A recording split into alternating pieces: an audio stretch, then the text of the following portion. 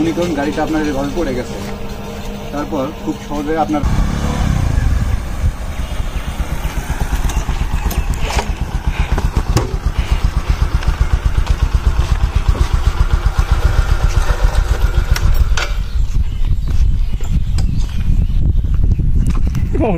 মনে করুন গাড়িটা আপনার এভাবে পড়ে গেছে, তারপর খুব সহজে আপনারা গাড়িটা কিভাবে তুলবেন।